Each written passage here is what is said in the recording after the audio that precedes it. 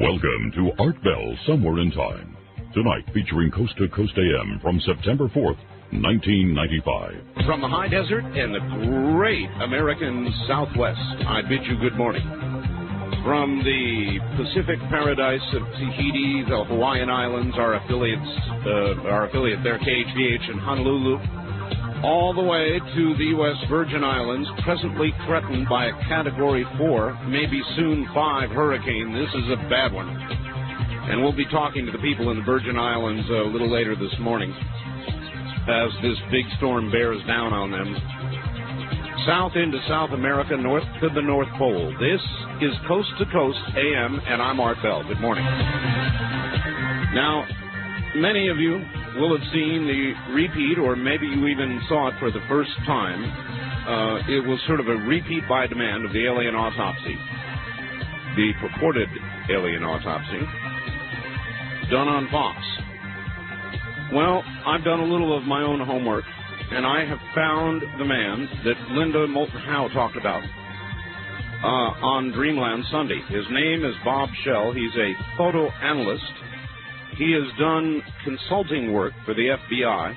Once actually was in the CIA, he tells me, though it's certainly not relative to this. And if it was, he couldn't tell us anyway, of course.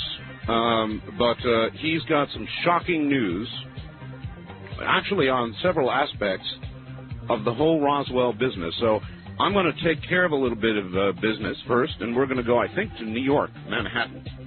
We're going to talk directly with Bob Shell, who was nice enough to get up at this time of the morning for us.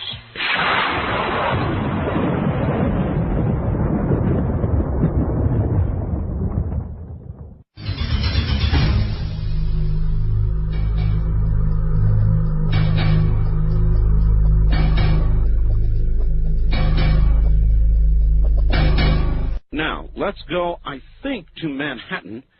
I think that's where Bob is. Bob, actually, where are you? I'm in Washington, D.C. right at the moment. Oh, boy, missed that one by a couple miles, huh? Washington, D.C. Well, that's even better. And what took you to Washington, might we ask? I was up here to do some other radio interviews. I see. All right. Who is Bob Shell? Bob Shell, I guess, is a photo analyst. How long have you been doing this, Bob? Well, I've been involved in photography in one aspect or another for over 30 years now. Okay. Kodak, with regard now to the alien autopsy thing, Kodak went on Fox and said there was a little square followed by a triangle. This will date the film to either 1927, 47, or 67 regarding the manufacture of the film. Now, there's a lot of new information since then, and you're the guy who has got it. Yeah, well, it's important to note that on the Fox program, the only Kodak person who was willing to talk to them on camera was Larry Cates, who is, in fact, a salesperson, not a technical person whatsoever. Okay. In their Hollywood office. All right. Not to detract from Mr. Cates, it's just that that's not what he is. In other words, he was not a photo analyst. No, and the real photo analysts from Kodak have not been willing to comment to anybody on camera yet. Mm-hmm. That's further down the road. The coding, as you say, indicates 1927, 1947, or 1967. After the 60s, they changed the coding system so it wouldn't indicate 87. But the film base, the physical material that the film is made out of, was different in those different years. 27, it was cellulose nitrate, very highly flammable material, which they stopped using later on. In the 40s, it was a type of acetate called acetate propionate. And later after that, in the 50s, they switched to triacetate. All right, now, let me just stop you there. It was my understanding that what they gave to Kodak for analysis was not actually imagery, but just part of the leader. Would that be correct? Well, Kodak has done no analysis whatsoever. Kodak has only done a physical examination, meaning they just looked at a piece of film. Film or leader? Film. Film. I'm not sure where this leader bit came from. Well, in other words, that portion which would be there prior to the first images actually appearing. Yeah, technically speaking, leader is a film extra material that's spliced onto the film. Oh, I see. Okay. This is a continuous piece of the roll of film. All right. And they look at that just to look at the edge marking. Well, anybody can look at the edge marking and see a triangle and a square. That's not really any analysis. Somehow you got an actual piece of the film, didn't you, with an image? Well, I've had several different pieces of the film. I have a piece in my possession at the moment. But different pieces of the film are present in the hands of different analysts who are doing different things with them. All right. And my job was to try to determine if the film was actually from 1947. Right. And based on preliminary, and I say preliminary because I have not finished the test, based on preliminary analysis, it is, because it's the right chemical type of film base for 1947, and it corresponds in all the other characteristics to Kodak Super XX, which is the type of film the cameraman says it is, from 1947. Boy, that's big news if it's true. Now, let me ask you this. Would it have... a lot of people say, well, fine, maybe somebody saved some old 1947 film and exposed it here in the last several years or whatever. Would the film have had to have been exposed roughly in that time period? That's very critical. Well, there's several points to know about. One of them is that Super XX is a very high-speed film, very sensitive film. And the higher the speed of the film, the less shelf life it has. So this film had a very short shelf life. And we're looking, for the most part here, at images of very high quality. There's not a lot of fog. Fog is what builds up as film ages before it's exposed and processed. Right. This film shows very low fog levels. And this puts us within a fairly narrow window. Now, I can't say that this film was absolutely exposed and processed in 1947. But I can say it was exposed and processed while it was still quite fresh, which in this case probably means a window of 2-3 years at the most. Well, that's very narrow. In other words, somebody could not have done this last year, say. It was not done recently. Okay. If in fact this is a hoax, it's a hoax that was done a few years ago. Why not ask you? You have seen. I guess the audience should now know.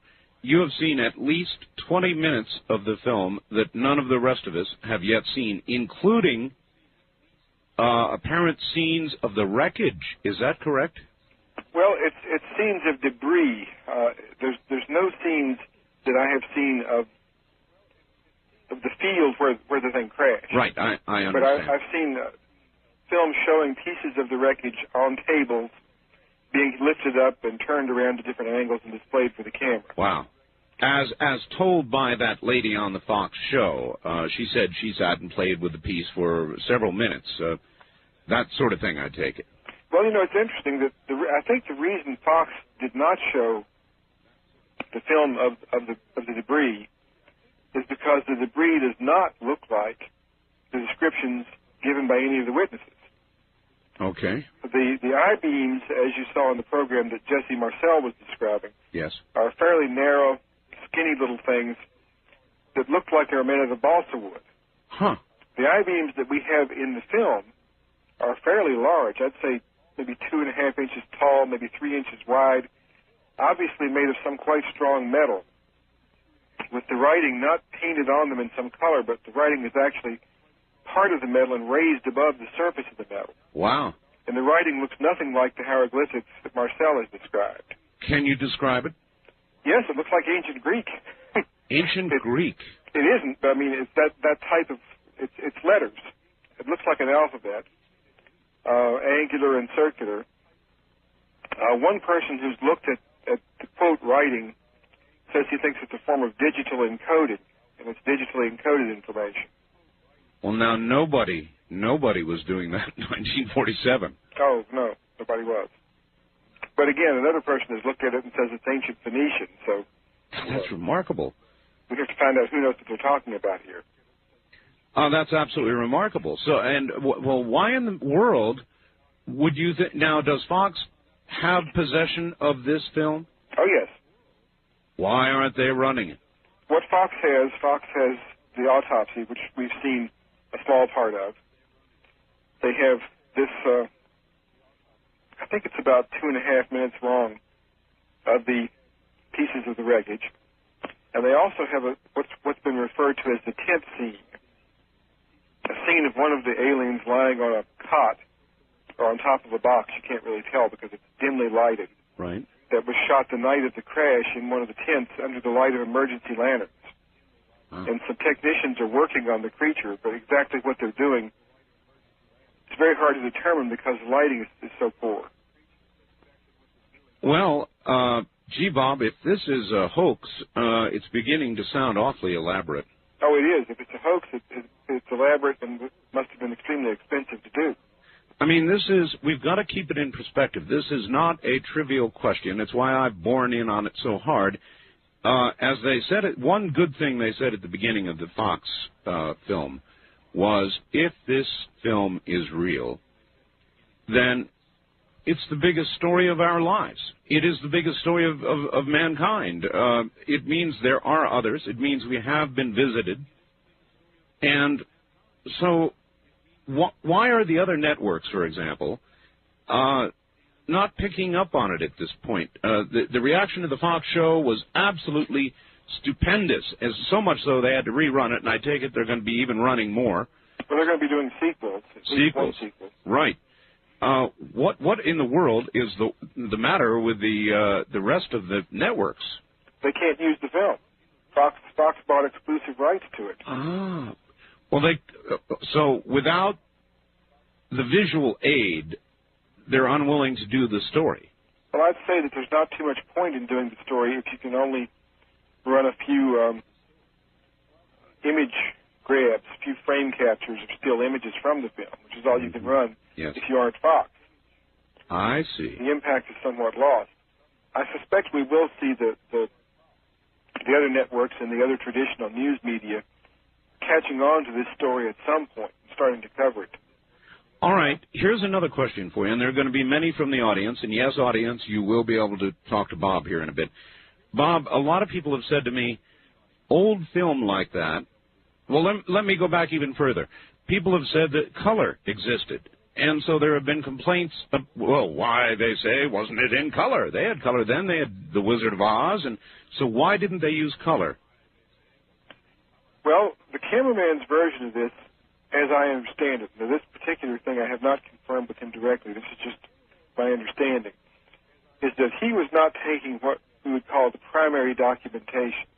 This film was more of a moving chronicle to show exactly the sequence of things and what was going on. Right. When he paused between rolls of film, his rolls of film were about 2 minutes and 40 seconds long. Right. He had to pause to reload the camera between those rolls. When he took that pause to reload, there was a still photographer who came in and was taking high-quality still images, some of which would have been in color. I see. And that would have been the primary documentation, supported by this 16-millimeter film. And that was occurring in the interim as he reloaded. Right. Okay, but the question went to this. Would it have been normal to have used black and white film at that time for that kind of application? Color existed, but color had to be sent out for processing. For reasons of security, they wanted this film processed internally. And the only thing they were equipped to process internally easily was black and white. That makes sense. So that's one of the reasons that they didn't use color for this.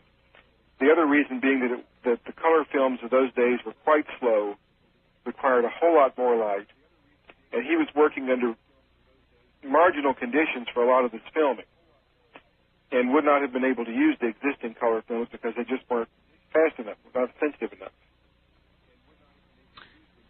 Have you seen anything? They referred, of course, to the clock on the wall and said, yes, it was of the right period, and the telephone with the curly cord, yes, it was of the right period. Have you yet seen anything in the film that shoots a hole in the possible validity of it? I'm waiting for that, an expert like yourself, to say, aha, here it's fake. There's no holes that prove that it's fake. There are some things that send up cautionary flags. One of the things to me that sends up cautionary flags is that you don't see anybody's face in this film. No. The people performing the autopsy, which is really not an autopsy, it's really a dissection. Yes. People doing that are all wearing these suits. The man who's behind the window, who is obviously isolated from them, is still wearing a surgical mask for no obvious reason. Well, except that one might imagine that an alien creature from some other planet would have bacteria or germs that we now regard as level 4, you know, all the hot zone kind of stuff. In other words, something from somewhere else. So I can imagine when we handle level 4 organisms, microorganisms now, we wear the equivalent of what we saw in that film. Yeah, but the other guy is behind a glass window outside of the isolation chamber. With a mask on. He's still wearing a mask. It's true. The only conceivable reason that I can think of for him to be wearing that mask is to disguise his identity.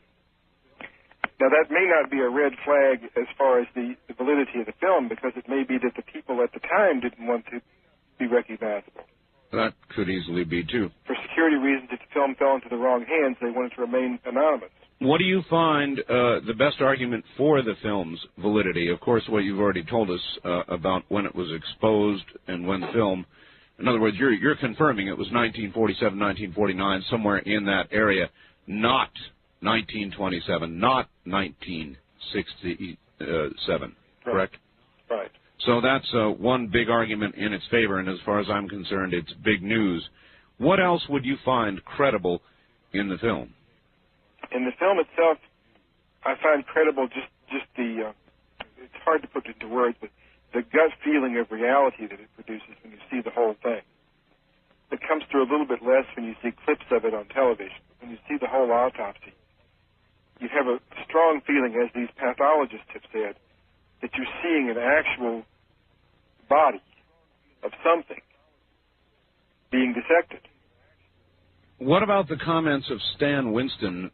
They were, I thought, rather weighty as well. He did Jurassic Park. He said, we couldn't do that today, and if we could find the guy who did, he ought to be working for us. Yeah. So I also found that rather convincing. I think Stan was more convincing than most of the other experts. As a matter of fact, yes. I gave his testimony much higher weight than some of the others, because he knows what he's talking about as far as faking something. And as a matter of fact, if you want to see a state-of-the-art fake body, go to see the movie that's playing right now called Prophecy, and then make a comparison, because even though that is an expensive production and the dead angel that they have in the movie must have cost a bundle to manufacture, he still looks fake. As compared to what's in this film. Right, right. All right. Since you know a lot about photography, one of the chief criticisms made during the film was that the photographer kept going in and out of focus, and one man expert claimed at critical moments it would go out of focus. Now, we've got a break here at the bottom of the hour, but when I come back, I want to ask you about that and about lenses and focus and state-of-the-art at that time. So stay right there. My guest is in Washington, D.C. He's Bob Schell. He's a photo analyst. He's actually examined real imagery from the film. He's got a lot to say about it. We'll be right back. You're listening to Art Bell Somewhere in Time on Premier Radio Networks. Tonight, an encore presentation of Coast to Coast AM from September 4th, 1995.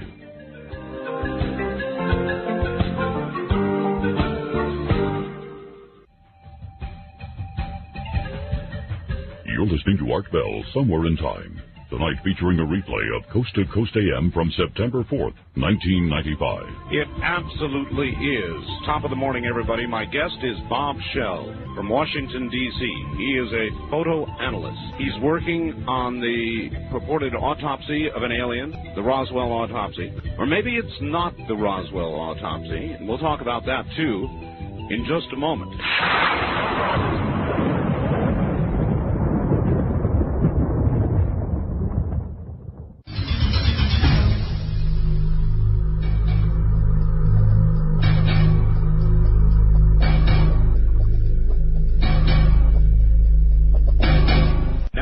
to Washington, D.C. and Bob Shell. Bob? Yeah. Bob, let's cover this criticism that I've heard a lot of people make, even in the Fox piece, where they said, well, you know, every time you got close, the camera would blur, and you wouldn't be able to see properly. A camera of the kind used then, under the circumstances being used by that cameraman, do you find that suspicious?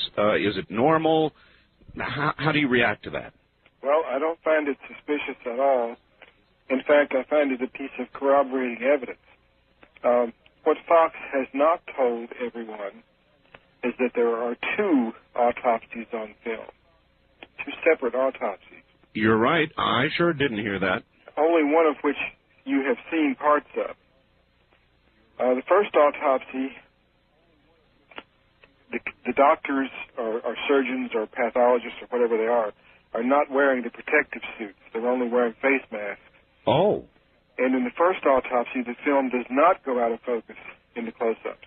Oh, my. Now, the reason the film that we see goes out of focus in the close-ups is because the cameraman was wearing one of those suits also. And he couldn't focus the camera. Well, I've said to people that have called, Bob, look, you know, they criticize no color. They criticize the blurriness. I said, my feeling about this is, if it had been in perfect color and in perfect focus, people would have called and said, God, what a fake. You know, it's in color. They barely had color then. They had no automatic focus then. This thing ought to be out of focus. So it's going to be criticized either way. But some people have already criticized it for being too good as it is. But what they don't realize is that Fox is only showing you the best of it. Footage does vary in quality.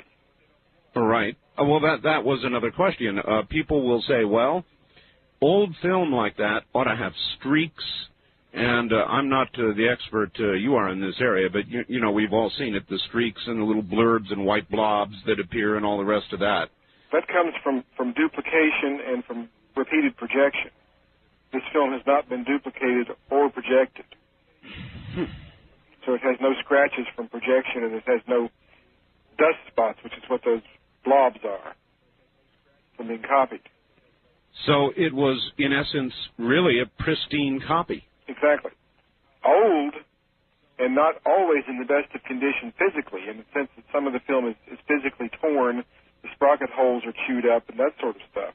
And it's been a real devil of a problem to get some of it transferred to video because the film's physically so torn up. The image is okay, but the edges of the film are frequently badly messed up. Why do you think that Fox has not told us, I mean, the information you just gave us, for example, about a second autopsy where we're not out of focus, that's very important information. Why has Fox not at least made reference to it? Because they don't have it. Uh-huh. That's why they haven't mentioned it. And this is film you have personally seen? The first autopsy I have not myself seen yet. I have talked to quite a few people who have seen it, though. So I don't question that it exists. All right. And yet you've seen an additional, 18 minutes in which you've seen what you call wreckage. The wreckage itself is only about 2.5 minutes worth of film. About 2.5 minutes. The autopsy itself is about 18 minutes, the one that we've seen portions of. Mm-hmm. The tent scene, what Fox has is about 2 minutes of it. The whole scene is about 14 minutes long. And the first autopsy is about 12 minutes long. In addition to that, there's something on the order of about 90 minutes worth of assorted footage that's all associated with this that varies from good quality through to mediocre through to absolutely awful quality. Huh. And much of that is still in the process of being restored. The most intriguing roll of film of all, to me, is one roll of film that has not been restored and put onto tape yet, but will be at some point. Oh. And the label of this roll of film says Truman. Oh, yes, the one in which Truman is supposedly present. The cameraman says Truman was there to inspect the crash himself and should be on this roll of film, but this roll of film has not yet been Actually, what's wrong with it is it's stuck together. It hasn't been unstuck yet and unwound. Holy mackerel. Bob, here's a fax that just came in, and I'm going to deal with a question, then I'm going to let you deal with it. It says, please ask these questions. I'd like to know, as a tax-paying citizen, how he can justify to himself and others keeping the cameraman's identity and related info a secret. I assume here he's referring to Santilli. If Fox or a representative intercepted a package from Santilli addressed to Shell, this is a federal crime. I'd like to know why he hasn't reported it to the authorities. I don't know where she gets that. It's signed Rebecca. Bob, I have the name of the cameraman, and you do too, don't you? Oh, of course.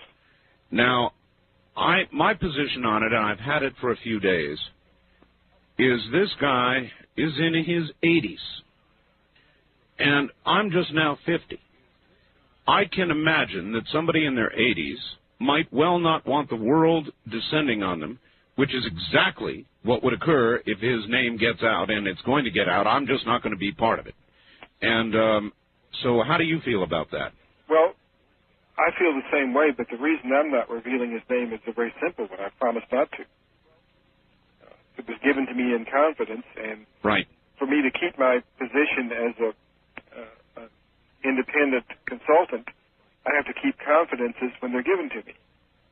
If I violate one confidence, that's the end of my trust within the camera industry. I think that it's this man's own struggle. I'm sure he's struggling now with his conscience about whether or not he should come forward. But if he doesn't want to, I'm not going to out him, and I'm going to be a little upset with whoever does, even given the importance of this story. I don't think we have any right to do that. I don't feel like that anyway. Okay. I would like you to take a few phone calls in the balance of this hour, if you wouldn't mind. No problem. Let's try it. Let's see what people have to say out there. East of the Rockies, you're on the air with Bob Shell. Hello. Hello there. Where are you calling from, sir? I'm calling from Memphis. Memphis, all right. Yes, there is quite a delay. It's kind of weird. Just turn your radio on. Oh, it's been on. All right. Okay. Got a few questions about the film that we saw on Fox and saw tonight. And one is about the danger sign. I've read on the internet about how there's something written under the danger sign, and that might give a clue to what's it about. There's something written under the danger sign, but I haven't been able to read it and haven't had the time yet to try digital enhancement to see what it says. I'm sure we will be able to read it once we do some tweaking around with it on the computer. And another question is about the clock, and since this is, I guess, supposedly at a military site, why isn't the clock in a 24-hour clock where it goes 24 hours all the way around? All right. That's an interesting question. I wouldn't have the answer. No, I have no answer to that either, except that I have other photos from the same time period taken on military installations that show similar clocks. So that doesn't bother me because obviously those clocks were used by the military. Mm-hmm. They may not have been the only ones used. There may have been 24-hour clocks used also. I'm beginning to get the distinct feeling that you feel as I do about this, Bob, and I can't be sure, but I lean toward thinking this film is authentic. How about you? Well, I'm not going to say that I'm giving it the thumbs up yet. My gut feeling is that it's the real thing, but I have not established that to my own satisfaction yet. All right, I would say that's about my position. Whoops. First-time caller line, you're on the air with Bob Shell. Hi. Hello, how you doing tonight? Las Vegas calling in. Yes, sir. KVG. KVG, you bet. I have a question. Turn your radio off, sir. Oh, okay. Last Monday night, a caller misspoke and said that this alien had no nipples. It is untrue. There are nipples. They're very, very difficult to see, but they are there. It seemed like they were there, but very light color. Yeah. Well, that is still not a resolved question. Oh, really? Whether there are or are not nipples. What some people are interpreting as a nipple on the left side of the body, there's obviously no visible nipple on the right side of the body. On the left side of the body, it's been interpreted as a nipple, but I've looked at it, and I've analyzed it on the computer, I've blown it up to giant size. I'm not sure what it is. It's an area where there's some difference in the skin, yes. But whether it's a nipple or whether it's a damaged area of skin or whether it's something else entirely, we just don't know yet. Okay, thank you, sir. All right, thank you very much for the call from Las Vegas. West of the Rockies, you're on the air with Bob Shell in Washington, D.C. Hello. This is Ashland, Oregon calling. The thing that really strikes me the most is something that somebody said, is that if this were a hoax, it would be an extremely expensive hoax. And the thing that strikes me is that what kind of person would shell out that kind of money to give this kind of hoax and not step forward and say, yes, it was me and I did it, it's a hoax, I'm a genius? Gee, I can even do better than that. What kind of person would shell out that kind of money in 1947-9 when the film was apparently exposed and then hold on to it for all these years thinking, gee, someday there's going to be a big alien controversy and I can make a lot of money? Yeah. That doesn't make any sense. I think the only people that could have done that back then would have been the government. I had a very heated debate with a friend the other day about this, and he brought up the point that, you know, there might be a reason for somebody trying to make the general populace believe that there's an extraterrestrial culture. And he said that the government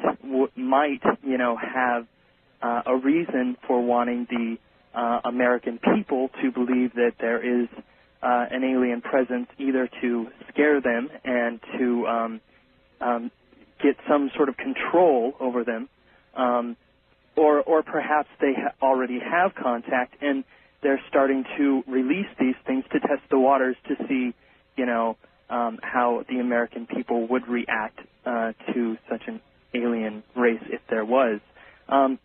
Just random thoughts out there. Well, there is one suggestion that sort of makes sense about why the government would have faked a film like this.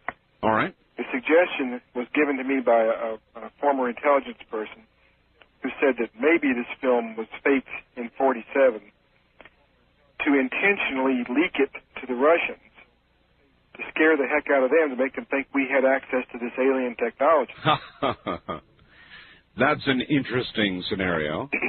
And one cannot underestimate the government coming up with just about anything. Oh, yeah. You told me at the beginning of the show you were once CIA for a short time, and that is not relevant to this at all. But maybe you can comment on that aspect of it. In other words, having been on the inside, is that something that you would consider likely or not? I don't consider it likely. I consider it possible. Possible. I'd say it's fairly remote because I think there would be easier ways to scare the Russians and more productive ways. So I don't really know how likely that scenario is. I think it fits pretty low on the likelihood scale at this point. Well, I would have to agree because we were at, obviously, the beginning of the nuclear age, and if you wanted to scare the Russians, we had some pretty real things to scare them with. Mm-hmm. Seems to me we wouldn't need alien autopsies. On the first-time caller line, welcome to the program. You're on the air with Bob. Hello? Hello. Hi. Hi, where are you, ma'am? I'm in Houston. Houston, Texas. All right. Right. CNN did do a little thing on the Roswell thing yesterday. I saw it, but there was absolutely no reference to the film. Well, they showed some clips from the film. Oh, it did? Yes, sir, they sure did. It showed they were a little bit larger looking, and it showed the body with the eyes and all of that. And the main thrust of the whole broadcast was the fact that Roswell has become more or less yes, a money-making deal. Yes, well, I certainly saw that, but I did not see that. Well, there were about 3 very brief scenes of the film itself. Were they stills or moving pictures? No, they seemed to be stills. Stills. I was not sitting down looking. I was just in the room, and I glanced up when I saw it. but it looked like they were just plastered 2 or 3 still pictures up there. It could have been moving pictures. Well, maybe the door then is beginning to crack open. Bob, do you think that this film, ultimately, when all of it is out, will be strong enough to crack the door open and begin to make the American people, the people of the world, realize there may be something to all this? Honestly, I doubt it. Because the confirmed skeptic is not going to be convinced if one of these creatures walks up and offers a 6-fingered handshake. Yeah. So. Well, I frequently said, Bob, that if somebody suddenly came forward with a film of some guy on the grassy knoll with a rifle and showing the trigger being squeezed and then a slow-mo of the bullet leaving the gun and hitting President Kennedy from the grassy knoll, people wouldn't believe it. Mm-hmm. I mean, there are some things that have received, there's so much information out there that if somebody stood on a podium short of the president and said it is real, it's just one more piece of information. Right. My big hope about this film is that it will bring out a lot more eyewitnesses before they all die off, because there's still a lot of people out there who have not come forward. What would you think the government's, well, for example, so far, utter silence from our government. Now, there's a lot of ways of looking at this. Ray Santilli bought the film, but if this is really an authentic film, that means it's actually U.S. government property. And I don't see how you can copyright U.S. government property. You can't, but the problem is for the government to come out and tell him you can't copyright it, they have to admit it's legit. It's theirs, yes. The catch-22. Yes, indeed. If this is a legitimate film, having been on the inside once, Bob, what do you think the government's present position on it is? I mean, do you think they'll just keep their mouths shut, not say a word, let people chuckle and chortle, and let everybody wonder, or will they eventually crack open? I would have once said this kind of a secret never could have been kept. But, I mean, recently we've got Hazel O'Leary coming forward saying we fed, plutonium or whatever to kids. And that was kept secret all those years. Very well. We never knew about it. Would have been the scandal of the century. But Hazel O'Leary walked out on to a podium and said, yes, we did this. It was horrible, but we did it. They kept that secret. Well, they've kept quite a few things secret. Their current approach seems to be just to sort of let this thing work itself out in the public arena and see what happens. I think they're taking a wait-and-see attitude. Before I got involved in this, I went to a very good friend of mine who's an ex-CIA person, because I wanted to know if he thought I'd be incurring any real personal danger by getting involved in this. Right. And his comment was, no, they've decided to let it out, because if they hadn't wanted to let it out, Ray Santilli and the cameraman would both have disappeared and be dead weeks ago. Then this calls for a conjecture, of course, but why would you think they would make the decision to let it out? I'm not sure they made the decision to let it out, but I think that the fact that it's come out, they may have decided just to let this play itself out and see what happens, rather than to try to intervene and confiscate the film, which is far too late to try to do that. Oh, much too late. Or to come out with another cover story, and their cover stories have so far not gotten them very far. Nobody's believed them anyway. Well, to me, it's a little like the Furman tapes. They first said it's a saucer, Major Jesse Marcel. Then, 20 minutes, 40 minutes later, they said, oh, no, it's a weather balloon. And that story was the one they stuck to for all those years. And here recently, they came out and said, wrong, it wasn't a weather balloon. We lied. We admit it. It was a weather balloon. It was a special balloon train or something to detect Russian nuclear testing or whatever. Sort of it wasn't a balloon, it was a different kind of balloon story. And as of last week, they were thinking about releasing a new story, claiming it was a crashed B-26 carrying an A-bomb. Oh, really? Yeah. Now, there's another new one that I haven't heard. Might we inquire where you found out about that? Well, actually, that was a cover story given to the perimeter guards at the time of the crash. You're kidding. No, that's what they were told they were guarding. the ones who weren't in close enough to actually see the saucer. Lies, lies, lies. Bob, hold on, relax, have a cup of coffee. We'll be back to you in just a very few minutes, all right? My guest is Bob Shell, a photo analyst. You're listening to Art Bell, Somewhere in Time. Tonight featuring a replay of Coast to Coast AM from September 4th, 1995.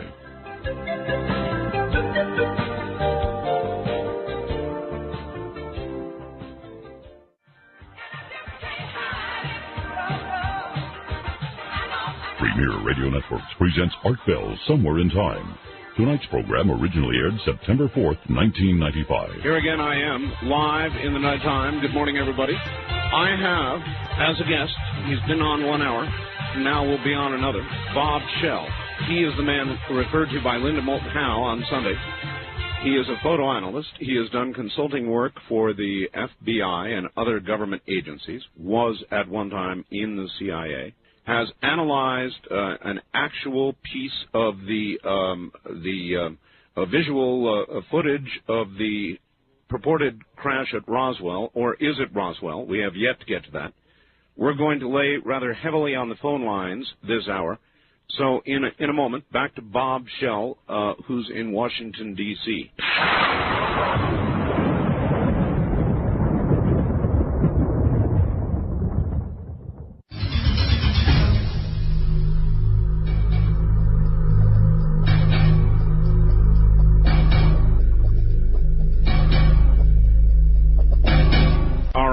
Because we have so many joining us at this hour, here once again from Washington, D.C. is a photo analyst whose name is Bob Shell. Bob, if you were to give us a sort of a brief rundown, a resume of what you have done, who you have worked for, why you have expertise in this area, I would appreciate it. Well, I've been involved heavily in photography for more than 30 years, and I make my living these days writing about photography and doing freelance photographic consulting for a large number of different clients, including some of the camera companies. My original training is in zoology and photography, which gives me a double-edged sword with which to deal with this film. The film itself has passed what I call preliminary stage of proving itself to be a valid document produced in 1947 or within 2 or 3 years of 1947. All right. Let me challenge that with this fax, and maybe that'll give you an opening to launching into that. It says, Art, your analyst has a couple of misconceptions. One, he says, you cannot authenticate the age of a film by the age of the film stock because unexposed film can last many decades if it's kept in cold storage. It would be a matter of locating stored film, which seems difficult, but I bet a thorough search would turn some up. I've read that film left in the Arctic by one of the early expeditions was usable many years later. Then, two, your expert is forgetting that Kodak never marketed a 16-millimeter nitrate film. 35-millimeter nitrate film was common until the late 40s, early 50s, but Kodak never sold nitrate 16-millimeter because the early acetates were good enough for that purpose. Jim in Portland. Well, now, the second part of that I'll deal with first. All right.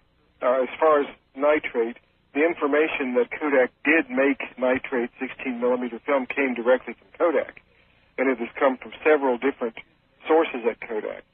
I have no personal knowledge. I wasn't around in the 20s. But I would assume Kodak would know what they did and didn't do. Good and point. they have on a number of occasions said that the film that they made in 27, 16-millimeter and 35, would have been on nitrate base. All right. So I'm relying on Kodak for that piece of information. If Kodak's wrong, then they're wrong.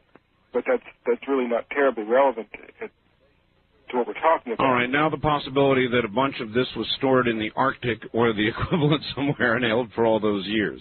Well, actually, somebody else had asked me a while back if it had been stored in an abandoned salt mine in cryogenic conditions. And under those circumstances, maybe it would still be pretty good film today. The person who made this comment is right. Old film can be used, but the faster the speed of the film, the less likely that is to work, because film is all gradually fogged as it sits around by cosmic radiation. Mm-hmm. And the higher speed films are much more sensitive to cosmic radiation than the slower films. That radiation we're all bombarded with all the time. That's why the question about the salt mine. Oh, I see. That's the only place where you can store something and limit the exposure to cosmic radiation. But even at that, when you're dealing with a very sensitive film, which this was for its time, it was one of the fastest films made at the time, you're dealing with a situation where after just a few years, the film has built up enough cosmic radiation exposure to show measurable fogging, which this film does not show. All right, and again, your work for this audience has, at least on a preliminary basis, pinned down the year not to 27 or 67, but to 1947 or 1949, somewhere in that range. We pinned down the year of manufacture of the film. Okay. Rather precisely to 47. To 47. God, now important. we cannot prove that the film was exposed and processed in 47, but we can establish within certain parameters that the film was exposed and processed while it was still quite fresh. Well, if this news, or would have had to have been, you said, within a few years. Right. So, that adds so much to the credibility of this whole thing. Then why in God's name hasn't Fox come to you to extend the story and the credibility of what they've got? Fox and I have had a sort of I would say, rocky relationship on this from the beginning. I was quite surprised when I saw the TV special the first time, because I had been promised repeatedly that I would have a credit in the end credits of the film. And when I saw the program, it wasn't there. Fox has been pushing me to do things faster than I'm comfortable to do them. I see. They want 100% guarantee that this film is what it is claimed to be, and they wanted it in time to use on their program. And you weren't prepared to do that at that point? I couldn't do it at that point. Or may not even be able to do it right now? No, the time frame just wasn't realistic. I mean, if you do things correctly, it takes time. So I couldn't give them what they wanted, which is why I wasn't on the program. I may be on the follow-up program if by the time they get ready to do the follow-up, I'm able to give them what they're after. This is completely off course for a second, but with the story they told about the crash, if we, for the sake of the argument here, assume this is a valid film and a valid story, I was so saddened at the way humans treated what seemed to be alien creatures, rifle butt in the head, that kind of thing, to get the box away. I guess I'm not surprised by it, but I was saddened by it. Did you have any reaction? Well, the first time I read the cameraman's transcribed statement, it made me physically sick. Because here are badly injured creatures crying out in pain, and they're being hit with rifle butts, and they're having what to them is obviously something very crucial that they're clutching to themselves tightly, torn away from them by force. And we don't know what these boxes were they were clutching. Maybe these were life support systems of some sort. All we know is that a short time after the one was hit with the rifle butt and its metal box taken from it, that one died. Sad. That's the word I come up with, is sad. And here we go again. I said in the earlier hour that I had the name of the cameraman. Mm-hmm. And here's the kind of response I get. Art, if you have the cameraman's name, you are now part of the cover-up. At least to maintain some credibility, you or someone else should verify that this name was in the armed services. My God, you know yourself how important it is. We all know the truth. Well, he was in the armed services. There's no question about that. The question is whether or not we pursue this guy and break his privacy, and it would be broken severely. He's in his 80s. I'm going to say it again. I am not going to out this guy. I'm not going to do it. he's got a right to his privacy, and I'm not going to be the one to break it. And, Bob, you are respecting, you also have his name, and you're respecting that confidence as well, right? All I can say is welcome to the conspiracy. You're part of it now. Yeah, thank you. No, I am respecting his privacy because I've been asked to. And his story and his name and all of the rest of this will be brought out sure. ultimately in time by the people who are involved in this project if we're allowed to do things properly. I plan to interview the cameraman quite extensively, face-to-face, in a matter of about 2 weeks. And at that time, a lot of these questions people have been asking me to ask the cameraman will be asked. What do you want to know? If you had just 2 or 3 questions, main important ones you could pose to him, what would they be? Oh, that's a tough one because the list of questions runs into about 5 pages. I bet it does. Crucial questions about the camera equipment and the film itself will be first on my list. I'm sure people who are concerned more about the creature than about the film would want to know things like what color was the skin, what color was the blood, things you can't tell from black and white film. Of course. Oh, the very good point. It was obviously a darker colored blood, but that's all you could discern on a black and white film. The so-called eyewitnesses to the Roswell autopsies, and I'm talking here about the traditional Roswell story, right, claimed that the creatures that they saw had clear, colorless fluid in their bodies and no blood per se. You know what I'm hearing, though, Bob, and maybe you know enough about the cameraman to know this. I've heard that he's made a statement that this was a crash on the plains of St. Augustine near Socorro somewhere, not Roswell. Have you heard that? Well, I can tell you with some authority that this film and this crash that the cameraman is talking about has absolutely nothing whatsoever to do with the Roswell incident. That's what I thought. The traditional Roswell incident. This happened a month earlier, and it happened about 10 miles southwest of Socorro, not on the plains of St. Augustine, okay, but on the other side of the mountains from those plains. 10 miles south of Socorro. About 10 miles southwest of Socorro, in a small dry lake bed. And the dry lake bed has been visited recently, about a month ago, by a colleague of mine who verified that, in fact, there is a small dry lake bed there, even though it shows up on no maps, not even on USGS maps, and that there's about a 50-foot diameter area where the crash was supposed to be, which has obviously been excavated at some time in the past and filled in with soil from somewhere else. Oh. Gee, you're telling us a lot of new stuff tonight. And again, for the later audience, there were a couple of other things that you suggested earlier that you knew that are not out publicly yet. You've seen 20 minutes, for example, of the film that nobody else has seen, including pieces of debris. Is that a better word? Debris, yes, wreckage, debris, whatever? Wreckage, whatever. When the thing came down, first of all, the thing came down possibly not by accident, possibly because we shot it down. Stop there.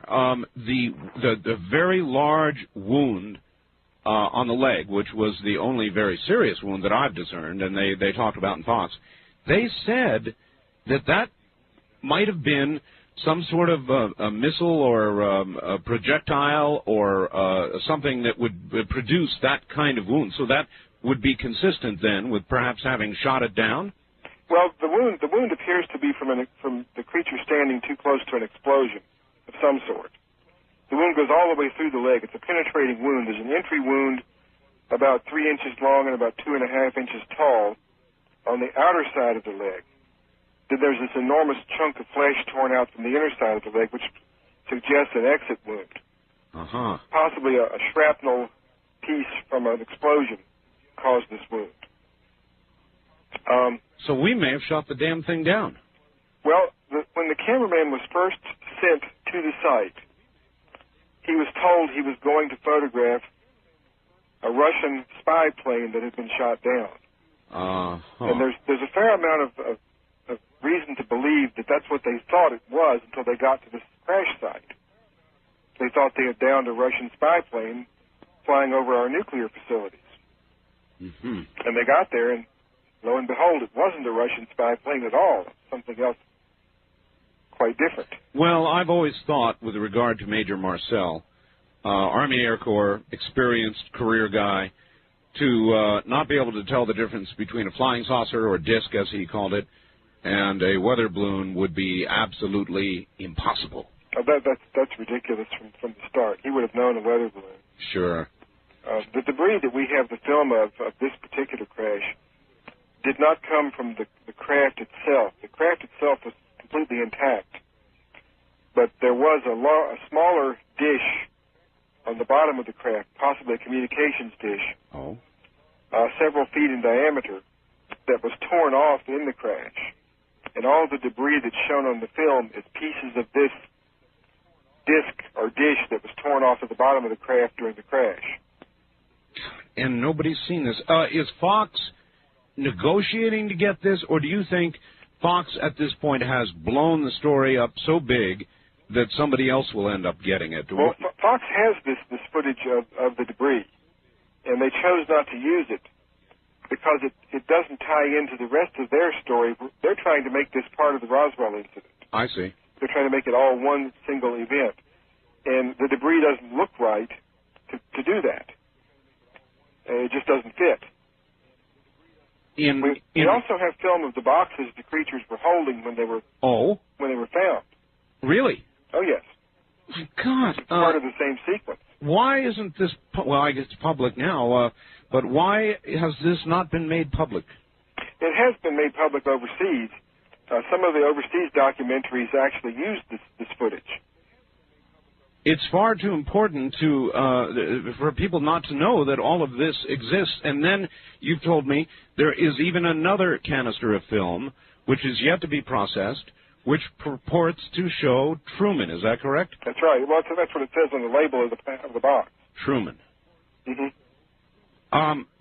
In the extended footage, the little extra bonus they gave us last night, Don from Los Angeles wants to know, what about, they called it a crystal that they pulled out of the torso of this creature. And do you know anything about that? Have you looked carefully at that? Yes, I have looked carefully at that because it's a very peculiar thing. I've single-framed that sequence probably dozens of times, studying it, because I have been present during autopsies. Oh, you have? And I have dissected pieces of cadavers and other creatures myself, and I have no, and this is not a pun, I have no earthly idea what that thing is. I've never seen anything like it inside of a human body or any animal I've ever seen dissected. I'm told that particular part is much clearer in the first autopsy, the autopsy we have not seen. Mm-hmm. There's more film of it also. And again, the first autopsy for this audience is clear, isn't it? In other words, you don't have... There's no out-of-focus sections because the cameraman wasn't wearing protective gear, and he was able to refocus for the close-ups of the first autopsy. The first autopsy, the doctors or pathologists or whatever they are not wearing the protective suits either. The blood. You said, obviously it's not color film, but with some care, you can look at a grayscale, can you not, and determine something by the relative color of the blood? I'm not a photo expert. You are. Well, there's a team of French researchers right at the moment who are attempting to use a very sophisticated computer program to colorize the film.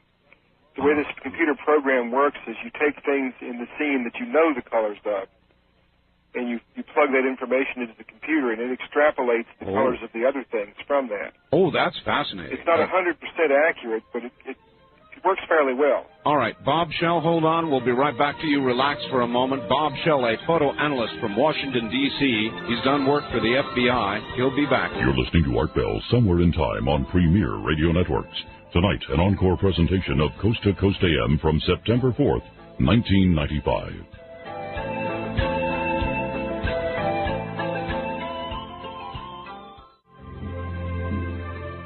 You're listening to Art Bell, Somewhere in Time on Premier Radio Networks. Tonight, an encore presentation of Coast to Coast AM from September 4th, 1995. In the middle of what we're usually in the middle of, whatever's going on, a repeat of the Fox television special. But the fact is, you don't know the half of it. Bob Shell knows at least half of it, maybe more. We're trying to dig and find out. There have been a lot of revelations this morning, a lot to digest, and we'll get back to them in just a moment.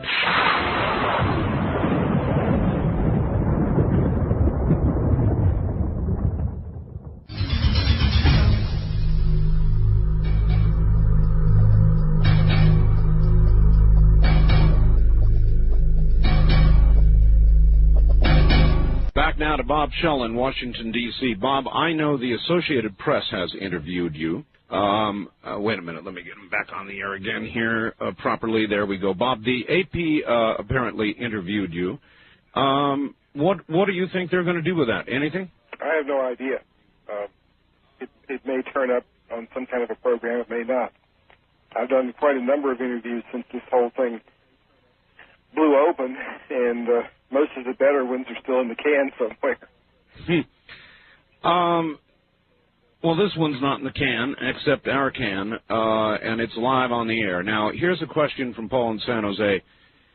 Did you see even so much as 1 second of what appeared to be any footage of a live creature? That is an unanswered question at this point because we don't know if the creature in the tent footage is live or not. It may be. Because the lighting is iffy, it's hard to tell exactly what the technicians are doing. And some people who have looked at the footage have said that what they're doing is they're applying a bandage to a wound in the creature's side. Well, you don't put bandages on dead people. Right. So if that interpretation is correct, then the creature is alive, but probably comatose or unconscious for some other reason. It's not moving. Whether it's breathing or not would require careful frame-by-frame analysis of the film. Which I presume will be done. Oh, yes, of course, it will be done, yes. What is your relationship now with Mr. Santilli? You said your relationship with Fox is a little iffy at best. What about Mr. Santilli regarding any further analysis of the rest of what he's got? I have had complete and full cooperation from Ray Santilli and the other people at his company, Merlin. I've had no problems with them whatsoever. They've been very forthcoming with any information I asked for. Not able to always supply it as quickly as I would like because they've been so busy themselves because of dealing with people from all over the world calling every 2 seconds asking for stuff. But they have gone out of their way to try to be as cooperative as possible.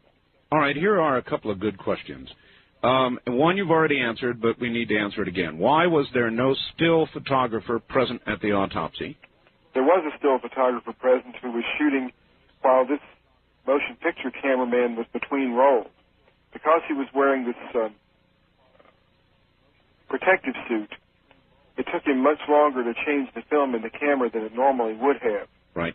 And during that gap, the still cameraman was moving in and taking close-up detailed documentary pictures, some of which we assume, we don't know this for a fact, but we assume some of these would have been in color. All right. Here's another one. Is, to your knowledge, the photographer afraid of the government? Is that one of the reasons he's not coming forward? I think his greatest fear is of the IRS because he insisted that the payment for the film be made to him in cash. I see. And he said that he was passing most of the money to his daughter. I think he doesn't want himself or his daughter to be hassled by the IRS. All right. Good answer. Art, for those who complain about the quality of the film, let us not forget the cameraman said that the reason he held on to the film in the first place was because he knew that he had overexposed it and was going to need to be processed in a particular way. Does that sound right to you, Bob? Well, he kept back these 22 rolls of film because they had problems of one sort or another and required hand processing. They were not overexposed. I don't know where that came from. Some of the scenes, though, do seem, in video terms, I'm, not much into photography, but I certainly am into video, and they seem whited out to me. Well, the thing is that some of these rolls of film, the photographer intentionally exposed the film at a higher than normal rating and processed it specially to push the film speed. I've got you. And because he was hand processing rather than machine processing, this is done in sort of an oval-shaped large tank that winds the film from one spool to another by hand. The density variation within the rolls is quite a bit. It'll go from very light to very dark within the same roll of film because of this fairly primitive way in which it was processed. Interesting. He goes on, and I think you agree with this, and the reason the government is not saying anything about it is because they can't. The entire UFO conspiracy has now reached such a boiling point that no lid can contain the contents of the pot. It's boiling over, and the less they say, the better off they'll be when they finally have to admit what's going on. Interesting. Would you agree with that?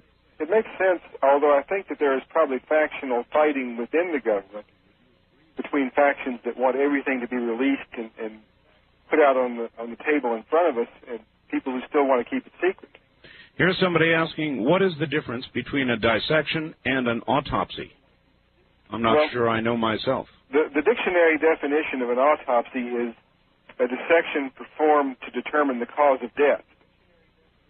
And we're not dissecting these guys to figure out why they died. That's pretty obvious what they died from. The dissection is to get the internal organs out and into preservative situation fairly rapidly so that more detailed study can be done later. And according to the cameraman, these creatures, once they're dead, decompose much more rapidly than humans would. So that's one of the reasons that the dissections are done fairly more quickly than a traditional autopsy would be done. They seem to be pulling out a lot of what appeared to be non-connective tissue. Mush, gush, I don't know what you'd call it. It was pretty icky. Any comments on that? Well, what they're pulling out in most cases is not something that you can relate directly to any organ that would be inside of a human body. For example, in the lower abdominal cavity, there are no long ropes of intestine.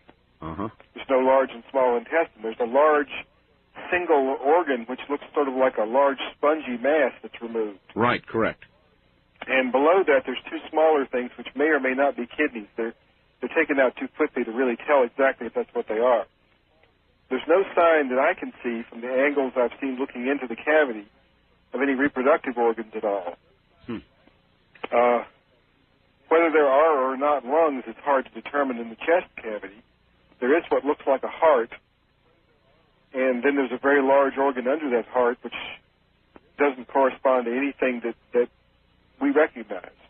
All right, then this. If the doctors in the first autopsy wore no protective suits, as in the second, were their faces ever visible, sufficiently visible to be able to try to ID them? There's a good possibility that can be done. People like the FBI have these computer programs that can do a make on a partial face. And if we know who we think they are and can find an old picture of them of sufficient quality, we may be able to do this. We have the name of one of the doctors. Oh, you do? Right. In the first autopsy, there is a notepad or something that's held up to the camera that has written on it, autopsy performed by Dr. Detlev Bronk. Say the name again, please. Detlev Bronk, B-R-O-N-K. Is he alive? No, he's dead, but he did exist. He did exist. We have confirmed that. Yeah, and he was a military pathologist who would have been at a high enough level of security clearance to be involved in something like this. My God, Bob, you've got so many details that Fox has not aired, so many corroborating important pieces of evidence that Fox has not aired. Why aren't they doing this? Well, in some cases because they don't even know about it themselves, because they haven't really done a really in-depth research effort on the project. All right, try this question. Could a hoaxer of today manufacture a film that would simulate the chemical makeup of the 47 film and fool somebody? If you owned a film factory, you might, and I put that might in very large letters, you might be able to do that. But I place the odds of that very low. And we will have confirming corroborative testing by Kodak fairly soon that will do a chemical analysis of the film and compare it to their records of what they know that the film of that date should have had in it. All right. These are proprietary records that no one else would have access to. I see. All right. Going back to the phones, west of the Rockies, you're on the air with Bob Shell. Hi. Yes. Hi. How you doing? All right. I think it's that you can protect the identity of this photographer by setting up some kind of board of control that would look into this, an independent board, but would still protect his identity. And I think this is important. But I had a couple of questions. Number one, you mentioned a B-26 cover story. Did you mean a B-29? That was the only atomic bomber at the time. I'm not an expert on aircraft. The person who told me the story said a B-26, but he may have misspoken. Yeah, that was a very small, medium bomber. Yeah, he may have misspoken. You mentioned the chemical test on the film. What type of tests, spectroscopic tests or otherwise, that identified this as being consistent with the Super XX 1947? That's a good question. It's a destruct spectroscopic analysis. A small piece of the film is heated up and destroyed, and then the byproducts are analyzed spectroscopically. Exactly. And Kodak does know what film of different vintages should look like when that's done to it. Ah, that's interesting. And also, could this film have been kept in an inert or a cold atmosphere and then exposed many years later? Right, that was asked already. A cold atmosphere, yes, but you can't protect it from cosmic rays. It would still be fog. Thank you very much. All right, thank you. This plot is really, really, really thickening, and it seems to me, Bob, that at some point it's going to reach an absolute critical mass. Whether or not the networks have access to the film, which they don't, Fox has the rights. It seems like it's going to reach some sort of critical mass. Maybe I'm going to help that process. Maybe you are too. I hope so. It has already done so outside of the U.S. For some reason, we've had very little coverage of this here in the U.S., whereas it's been covered quite extensively in England, in major newspapers, in Germany, in France. I'm going to tell you one reason why. I know why, because I do programs and have for years on these kinds of subjects, Bob. We are Judeo-Christian. The whole idea, the whole concept of aliens is challenging to many people's religious faith in this country.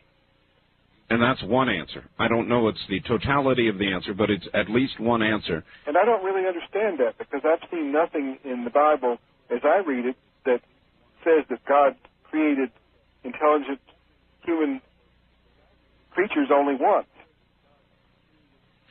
Only once on this planet, but it says nothing about other planets. That's exactly right, and I react the same way. Nevertheless, some people are challenged to the point of real anger. I know this, Bob, yes, because I've had the calls. I've talked to some of them. Indeed. East of the Rockies, you're on the air with Bob Shell. Hi. Hi, Art. This is Kirby in Houston. Yes, sir. It appears to me as though this body that is in the film on Fox could possibly be one of these creatures that we hear about that's artificially matured, like a human embryo. Does that seem reasonable to Bob? Well, that's really outside of my range of expertise, but it doesn't seem unreasonable. I've speculated that what we're seeing is a biological robot rather than a biological entity per se, something that's engineered because it has a simplified internal structure, seems to have no digestive organs.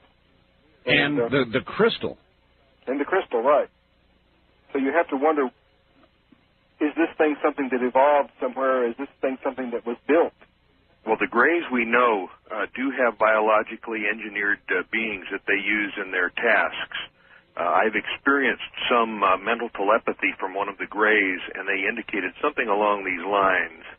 All right. Well, thank you. I don't know about that, but I think you may be onto something here, Bob. It was or appeared to be somewhat simplistic and could have been sort of a half biological, half, I don't know if the word mechanical, half technological device. That's certainly a possibility. The one thing that bothers a lot of people, and especially bothers pathologists who have looked at the film, is the brain of this creature, because it does not look like the brain of a highly advanced, highly intelligent creature. It's smooth. It doesn't have the furrows that we associate with the increased surface area of the brain to increase intelligence. It was pretty large, though. It was a pretty large mass, and it's large, but not overly large by human standards. I recall the pathologist saying that it was. He thought it was distinctly non-human. Oh, it's definitely non-human. It's not as large as you would think it would be based on the size of the head. But if you watch the whole autopsy, you'll notice that when they saw through the skull, they have a heck of a time cutting through that skull. The skull is obviously a lot thicker and tougher than a human skull. There's so many questions, so many questions. Wildcard line, you're on the air with Bob Shell. Hi. Hey, good evening, gentlemen. Yes, hello. This is a professor, and I'm not angered. You know, you just made an earlier reference to some people that may be angry. Well, if you're not, then you're not one of those. I know. I have a deep Christian faith, but you know, me and you've gone back and forth on this thing since the very first night I called you, Art Bell. Yes, sir. Do you have a question for our guest? Well, I've just got an insight that I've held on to for about a week, and I haven't heard it. And the guest probably has, you know, since he's going to talk to the cameraman, he'll be able to ask this question more clearly. All right. And I'm sure it's a concern that some people have come up with. They just haven't voiced it yet. I mean, I know deep down in our subconscious we thought this. These beings are awfully intelligent. Do you agree, Art? No, I have no way of knowing what their level of intelligence would be at all. Would you, Bob? No. They came in a highly sophisticated craft, but we don't know if they built the craft or not. I see. So maybe they're not that intelligent. Maybe. Anyway, if they had any reasonable, how do we say, reconnaissance of the Earth, then they could have, you know, we just had World War II, and you know, that was a very, very brutal war. Certainly if they had any reconnaissance of us, they would have known we were brutal individuals.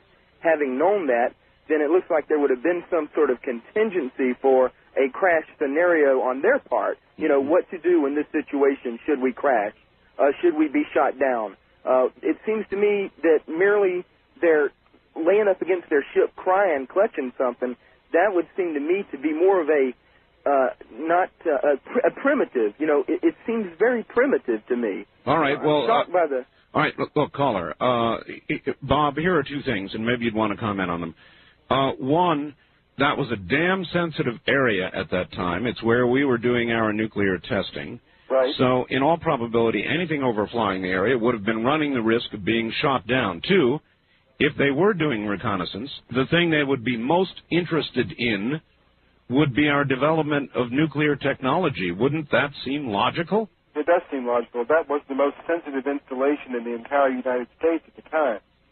So anything flying into that airspace would have been challenged on the radio for identification several times, and if no identification was forthcoming, if it kept coming into the sensitive area, it would have been shot down.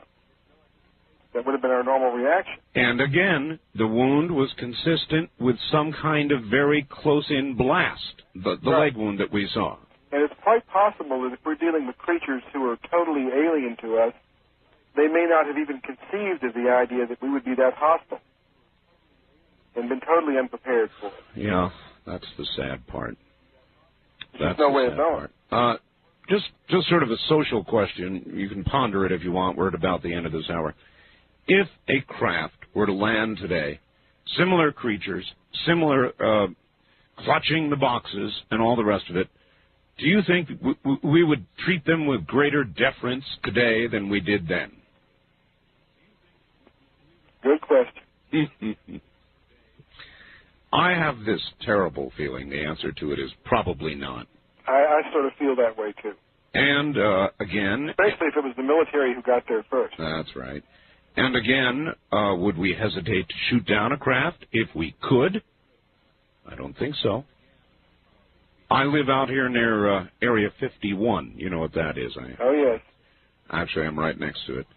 And if something were to overfly it and be challenged, I can assure you it would be shot out of the air if we could. Mm-hmm. So, you know, a lot of years have passed, but I'm not sure that much has changed. Bob, stay right where you are. We'll be right back with you. Bob Schell, a photo analyst who's done consulting work for the FBI and a lot of other government organizations, and has closely examined the new footage. We'll be right back. You're listening to Art Bell, Somewhere in Time. Tonight featuring a replay of Coast to Coast AM from September 4th, 1995.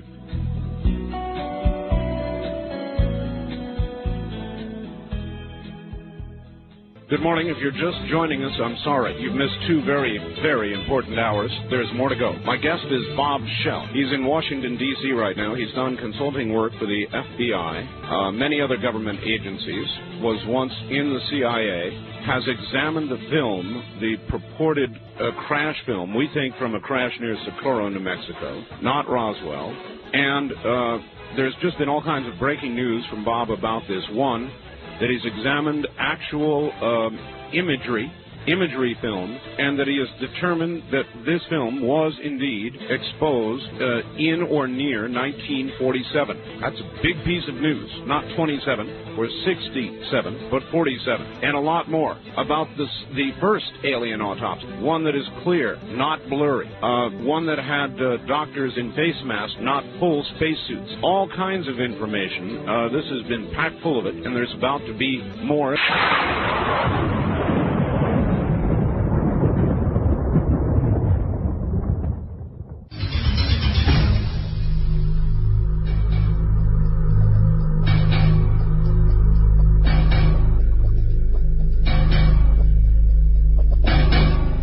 Bob Schell in Washington, D.C. Bob, first of all, thank you for hanging in there. This is such important stuff. I know it's after 4 o'clock. 4 o'clock in the morning back there, I guess. Oh, I didn't need any sleep anyway. Bob, in the Fox presentation, both the first and now the second, anytime they took a full-body picture of the purported alien, they put in this little digital scratch-out where the genitalia would have been. You've obviously studied the film that does not have that. Oh, yes. Why, first of all, is it necessary that Fox did that?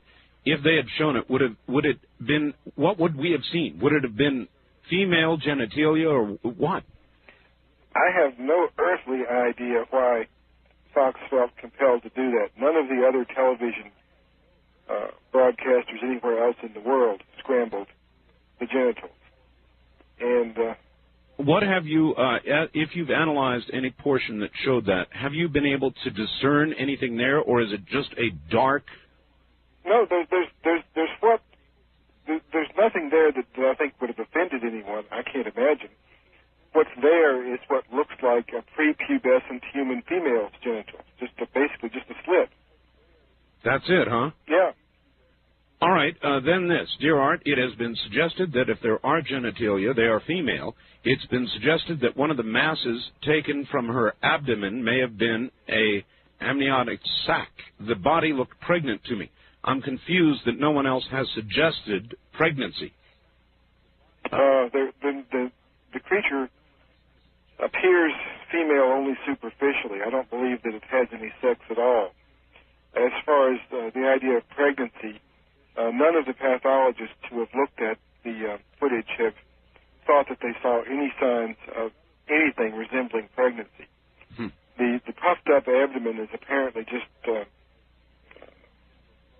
post-mortem bloating. Okay.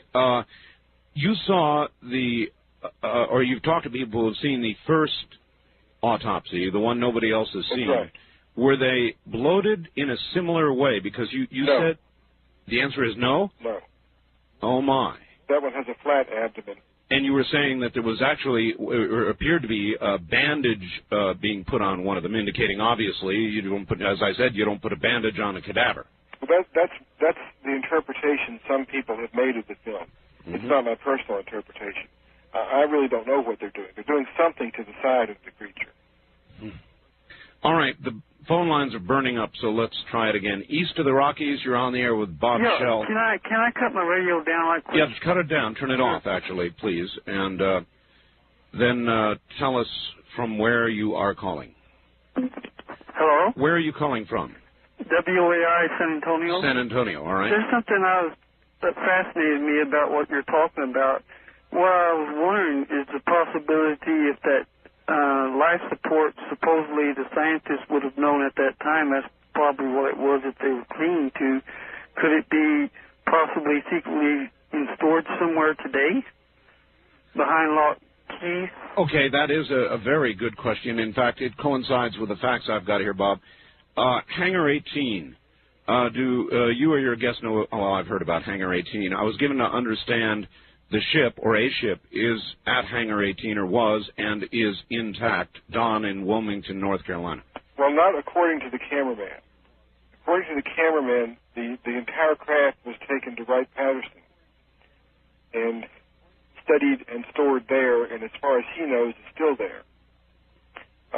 He has not commented about Hangar 18 and possibly has no personal knowledge of this part of the thing, this whole mythology that's been built up later on. All right, I always thought it was mythology, Bob, but I've got a tape of Mike Murphy at KCMO in Kansas City who interviewed Barry Goldwater. And in Barry Goldwater's voice, and I've played it several times in the last week, Barry Goldwater says he asked Kurt LeMay about Wright-Patterson Air Force Base, General LeMay. General LeMay replied to him in four-letter words that nobody can repeat and said, "Don't you dare ever ask me about this again, ever." Mm-hmm. To me, that lends quite a bit of credit. I always thought that was some sort of urban legend, but I've got it in Goldwater's words. Yeah, well, when I was speaking about urban mythology, it doesn't mean it's necessarily not true, or that some parts of it are not true. It's just become ensconced as a myth, mm-hmm. and repeated endlessly by people who tend to embellish it each time they repeat it. Might I ask you, in your field, Bob, I'm going to ask you for an assessment of your own reputation. How do your colleagues, are you regarded as a fairly mainstream photographic analyst? As far as I know, they may change their opinion after my involvement in this project. Yeah. Prior to now, they thought of me that way. Were you scared of this? Scared of being involved in it? Scared, yeah, from a career point of view. Yeah, I was, and I still have some reservations, but I'm too far into it now to pull out. And it's something that's personally very interesting to me. I'm excited by the possibilities, and especially excited by the possibilities if it does turn out to be the real thing. It is a frightening thing to, from a career point of view, for anybody to pursue, Bob. I'm pursuing it because I can't not do it, and I've done this for years. And this, to me, if it is true, and I'm leaning toward thinking it is the story of everybody's lifetime. I mean, that we're not alone. It's such a big story that you just can't not do it. On the first-time caller line, you're on the air with Bob Shell. Hi. Hello. Hello. I'm calling from Seaside, Oregon. All right. And I had two thoughts, and I don't know if it's no more bizarre than the whole idea of what we've seen on the films. Has it been eliminated, any of the Nazi German experiments with humans and Mengele's work? I know that sounds bizarre, but what do you think? Well, I'm not clear on the question. Well, in investigating that this is a humanoid-type creature, we don't know if it's alien, we don't know a lot of things, but a lot of experiments have been done on humans and diseases and so forth and radiation or whatever. I just wondered if there's been any thought on could it have been created in some way here on Earth? All right. Well, my answer to that would be no, because while you might certainly damage a body with radiation, you're not going to cause it to grow 6 fingers and 6 toes, to the best of my knowledge. Would you agree with that, Bob? Well, it's a little bit outside of the realm of something I can comment on as an expert, but it doesn't seem likely to me. And there have been these suggestions from the very beginning that this is a human suffering from some rare genetic disorders. But the particular combination of disorders you'd have to create something this bizarre is just mind-boggling. And then to have three of them with exactly the same set of genetic disorders is just out of the question, I would think. The numbers would be big. Right. In your work with the FBI or any other government agency, have you had occasion to previously analyze film of a dissection or of medical things? Not in connection with any of the government agencies. I have done this sort of thing for some police departments and that sort of thing. I see. And I'm pretty familiar with what the internal organs of people are. I did all of the photography for a college-level manual on anatomy and physiology, which is a dissection manual. And in the process of doing the photography, I had to spend quite a lot of time in some very unpleasant places to take the pictures. And so I pretty much know what comes out of a body when you cut it open and start pulling things out. Okay, you obviously have contacts with government agencies. You probably have friends who are in the FBI. And if you don't want to answer this, don't. But I assume that you've had some private conversations with them about this. Quite a few private conversations. And without naming names, can you give us any idea of the content of those conversations, their reaction, what they said? Well, there's a tremendous amount of interest in this because a lot of the people in various government agencies and government contracting agencies know that something is there. They've heard enough through the pipeline to know that there's something really going on, but they've been kept out of the loop, and they see this as a chance to find out what has been going on all this time. I'm hoping if the person doesn't get too frightened, I'm hoping to talk to somebody this week who may have actually had hands-on experience with these boxes that were taken from the aliens. And again, for the late listeners, some of the film includes photographs of the boxes. You actually saw it. Did you see that? Oh, yes. You've seen the film of the boxes. Right. And boxes is a bad term. Can you describe what you saw? What they are is they look like they're about 2.5 feet long, about 1.5 feet in depth, and maybe 2.5 inches in thickness. Uh-huh. And they have on the top surface, I'm assuming the top surface, they have the impression of two hands, two six-fingered hands. Really? With buttons in the palm and buttons in the fingertips, plus 2 rows of buttons above the ends of the fingers. In other words, this is some sort of control that was designed for somebody with 6 fingers. Good Lord. It's a device of some sort, and the speculation is it's a computer of some sort, and the hand imprints are actually the input part of the device.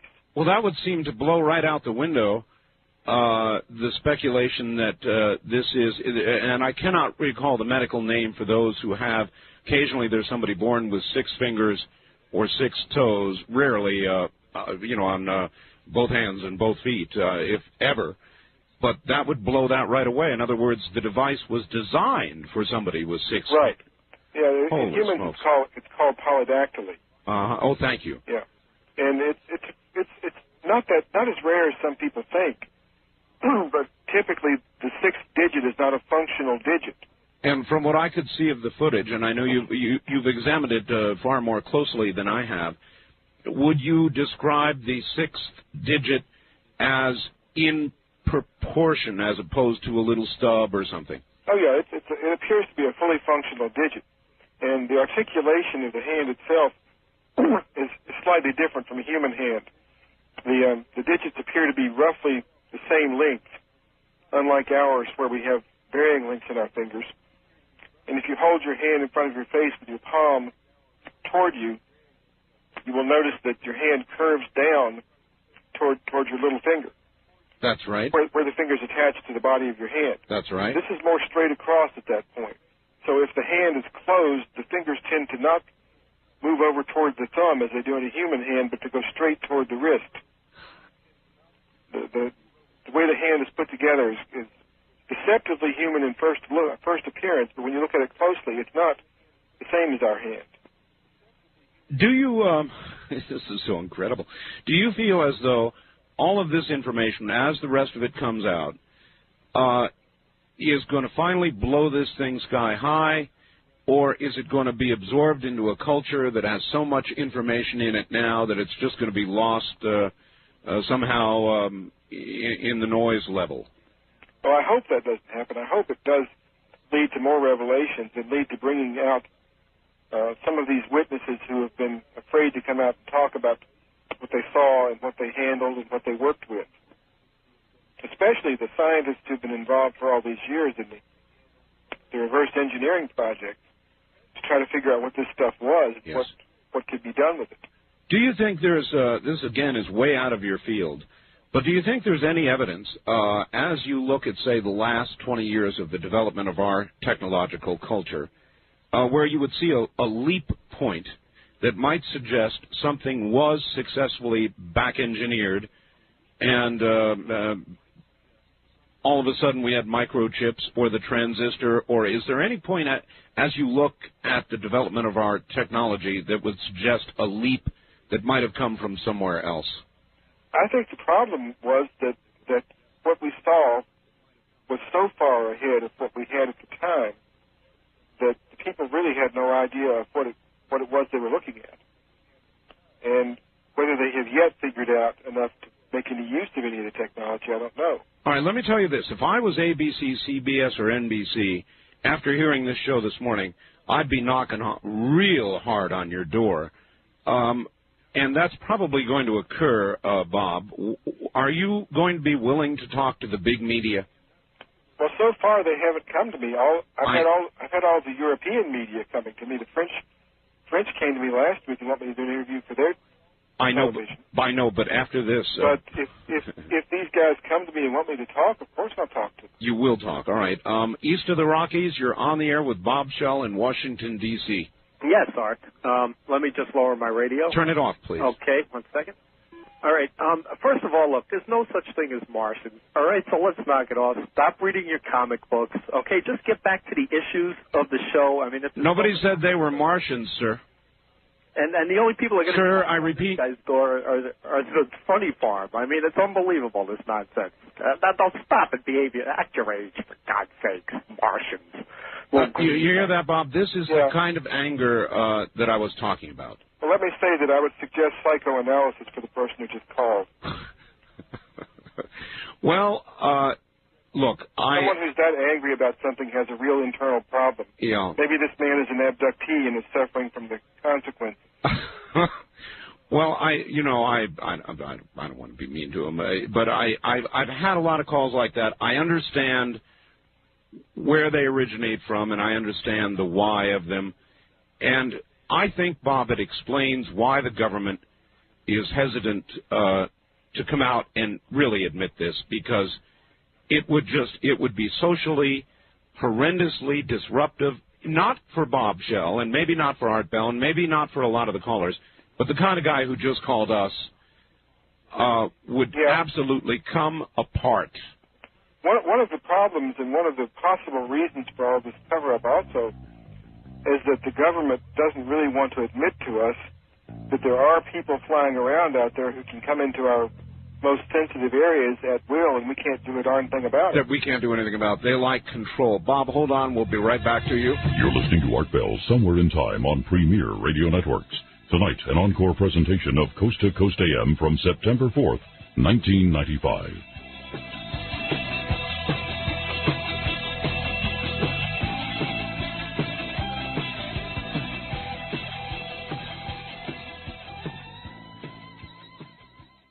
Good morning, everybody. I'm Art Bell. My guest is Bob Shell. This is the final half hour, and I'm going to devote it as much as possible to your calls. Bob Shell is a photo analyst, has done consulting work for the FBI and many other government agencies, has been in the CIA, did a short stint, though not connected to any of this, and has examined the Roswell Now, there I go again.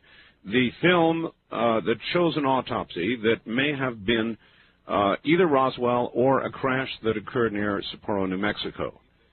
Now, with regard to the last very angry caller, I've got a pretty good answer, I think, that comes from Grants Pass, Oregon, and we'll get to that in just a second. Right now, let me take care of business, and then we'll fly through the final half hour of what has been 3 hours of very highly packed information about what I consider to be a darn important topic. We'll be right back.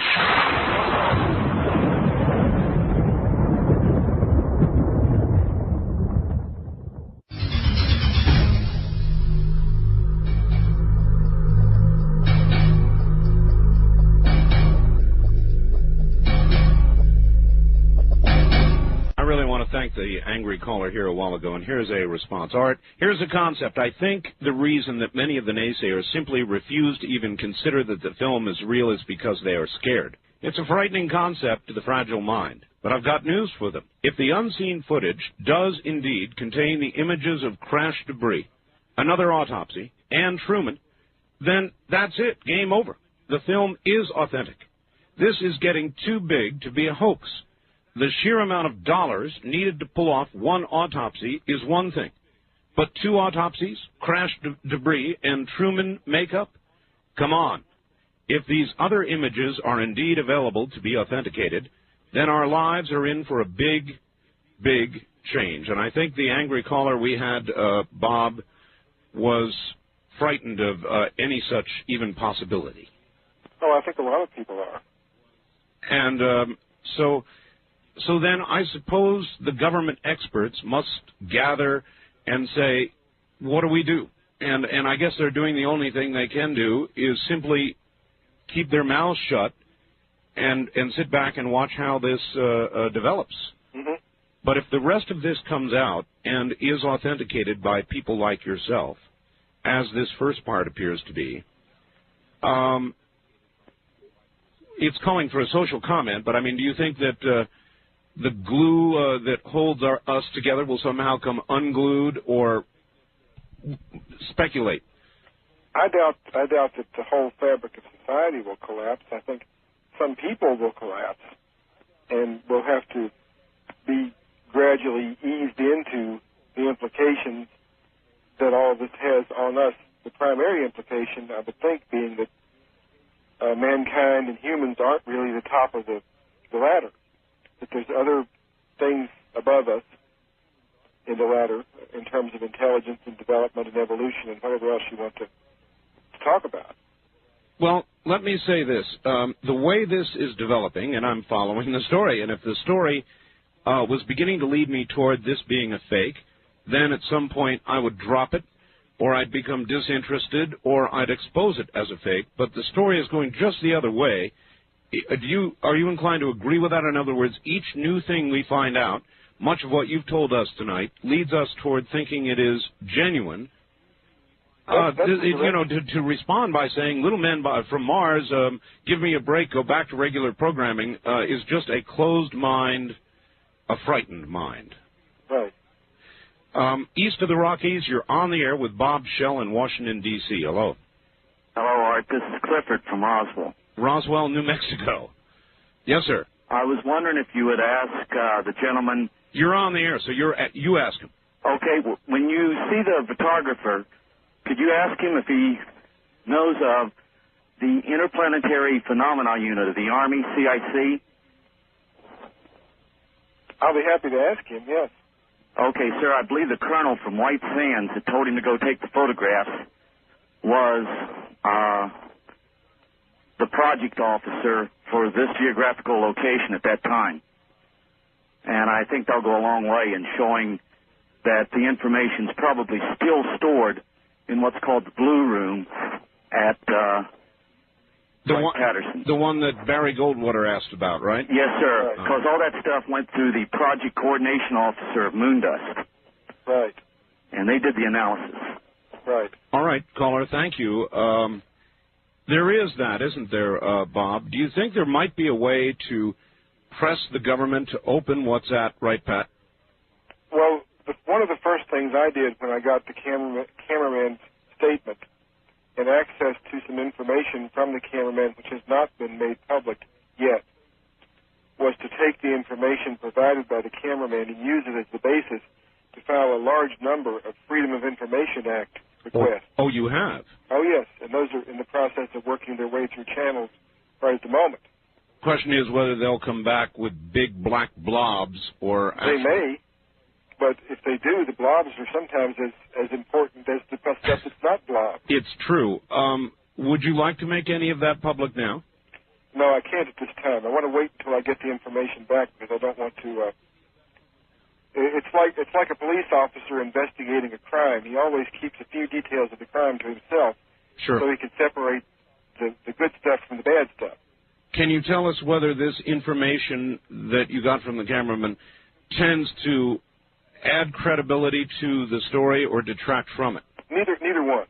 It's just details of... Well, I guess you'd say it does add some credibility because it's details of names of people who were involved in the operation and that sort of stuff, which can be used to ask for their...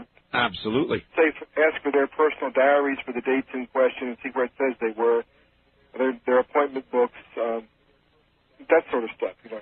Clearly, this whole story is now beginning to move toward more credibility, I think, because the trails are proving true trails. West of the Rockies, you're on the air with Bob Shell. Hi.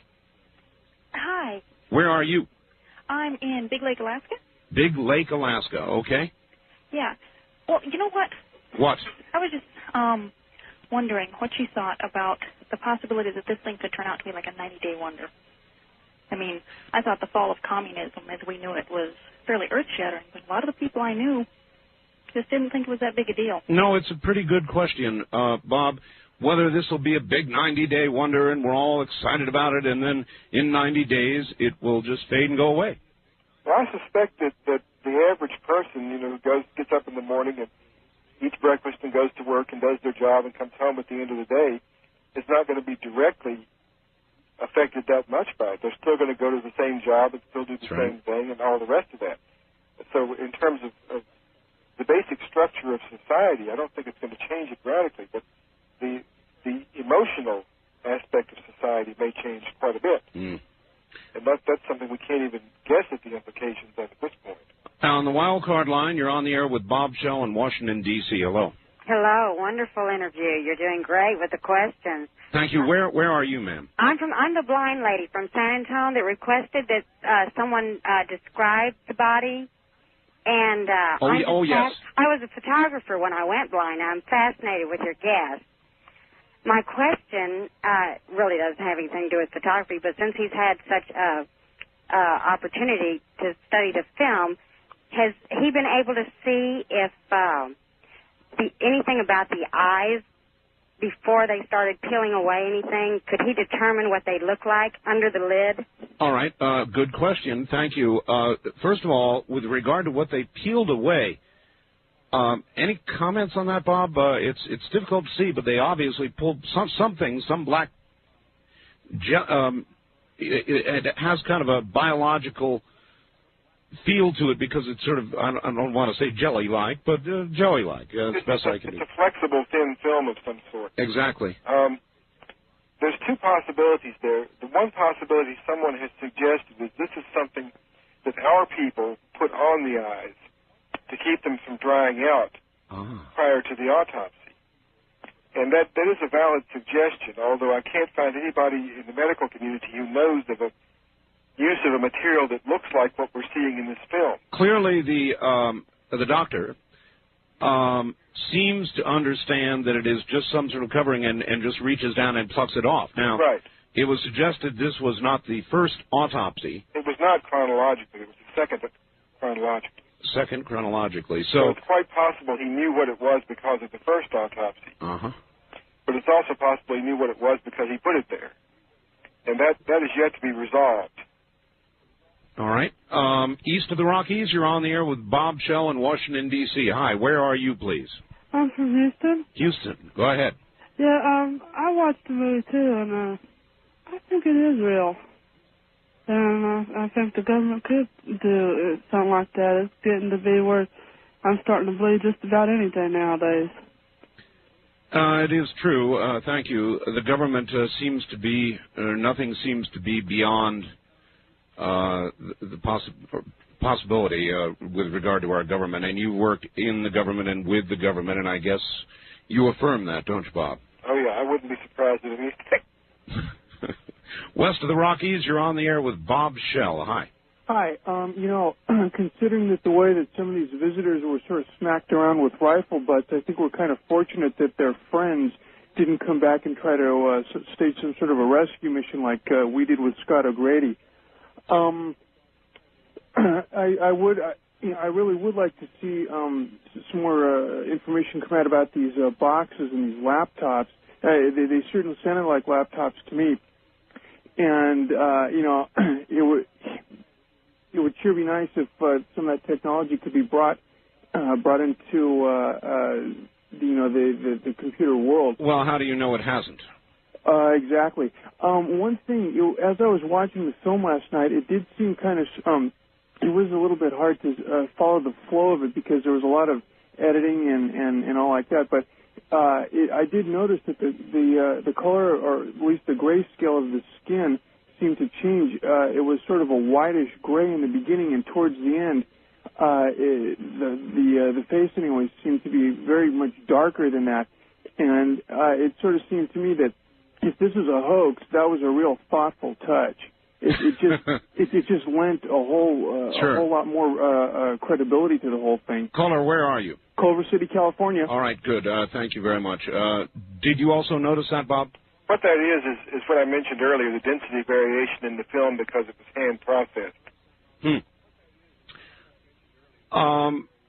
You have seen something we have not seen. You have seen the uninterrupted version. Now, Fox, of course, cut it up and made it dramatic and did interviews and sort of pieced it out, and a lot of people have complained about that. When you see the film in an uninterrupted version, as you have seen it, does it add credibility or detract credibility? Did Fox take things out that might make people say, gee, what a fake? Or when you see the whole film, are you more impressed?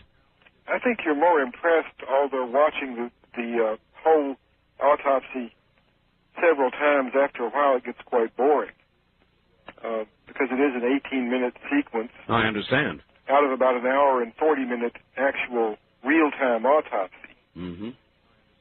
So we know the actual time by the clock on the wall, which is visible on and off throughout the film. That's right. So you can time the how long it really took. No, I was just wondering, though, if for the first time you were exposed to the entire autopsy instead of sort of the cut-up segments with the interviews with Stan Winston, very impressive, and all the rest of it, very well done, for drama.